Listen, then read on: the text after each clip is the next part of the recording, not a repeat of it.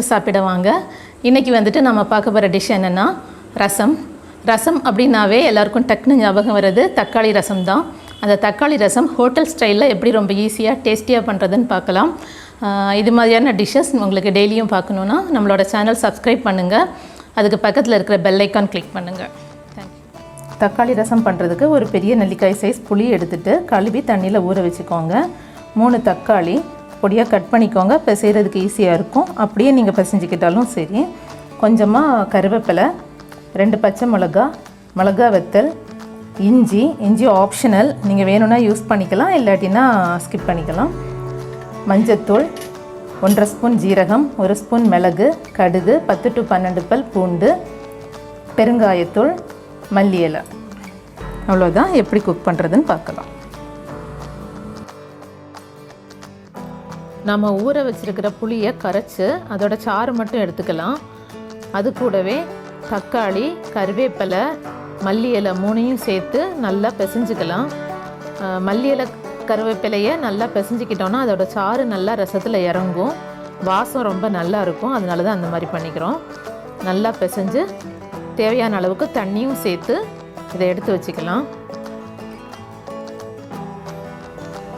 இப்போ ரசத்துக்கான மசாலா ரெடி பண்ணிக்கலாம். 1 ஸ்பூன் மிளகு, 1.5 ஸ்பூன் ஜீரகம்,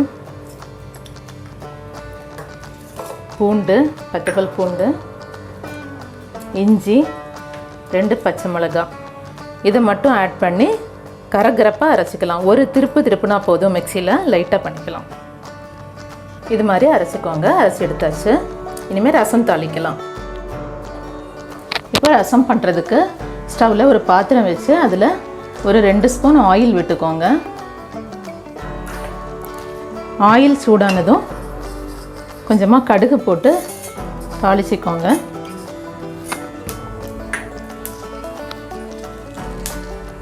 கடுகு வெடிக்கட்டும். கடுகு வெடிஞ்சிச்சு.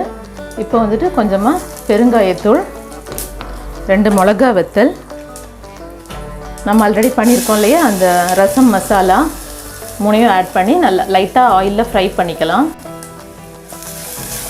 லைட்டாக அந்த ஆயில்லையே லைட்டாக வதக்கிக்கலாம்.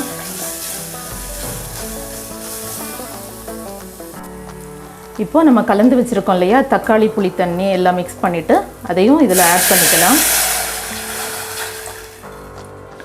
தக்காளி ரசம் பண்ணும்போது எப்போவுமே தக்காளி அதிகமாகவும் புளி கம்மியாகவும் எடுத்துக்கோங்க.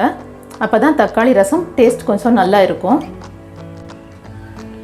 இப்போது கொஞ்சமாக ஒரு 1/4 ஸ்பூன் மஞ்சள் பொடி, தேவையான அளவுக்கு சால்ட்டு பார்த்து போடுங்க. ஜாஸ்தி ஆகிடுச்சுன்னா ரசம் சாப்பிட முடியாமல் போயிடும். அது மாதிரி இன்னொரு இம்பார்ட்டன்ட் டிப்ஸ், நீங்கள் வந்துட்டு ரசம் கொதிக்க வைக்கும்போது சிம்மில் வச்சே நுரக்கட்டை விடுங்க. நுரக்கட்டின உடனே நம்ம ஸ்டவ் ஆஃப் பண்ணிடலாம். பாருங்கள், நல்லா நுரக்கட்டி வருது. லைட்டாக அப்படியே மிக்ஸ் பண்ணி விடுங்க. லைட்டாக கொதி வரணும், அவ்வளோதான். கொதி வந்ததும் நம்ம ஆஃப் பண்ணிடலாம். கொஞ்சம் வெயிட் பண்ணுங்கள். ஸோ போதும், அவ்வளோதான், ஆஃப் பண்ணிடலாம். ரொம்ப ரொம்ப சூப்பரான டேஸ்டியான தக்காளி ரசம் ரெடி. இது நீங்களும் வீட்டில் ட்ரை பண்ணுங்கள். என்னோடய டிஷ்ஷஸ் உங்களுக்கு பிடிச்சிருந்தா லைக் பண்ணுங்கள், உங்கள் ஃப்ரெண்ட்ஸ்க்கு ஷேர் பண்ணுங்கள். டேஸ்டியாக சாப்பிடுங்க, ஹெல்த்தியாக இருங்க. தேங்க்ஸ் ஃபார் வாட்சிங். Thank you so much.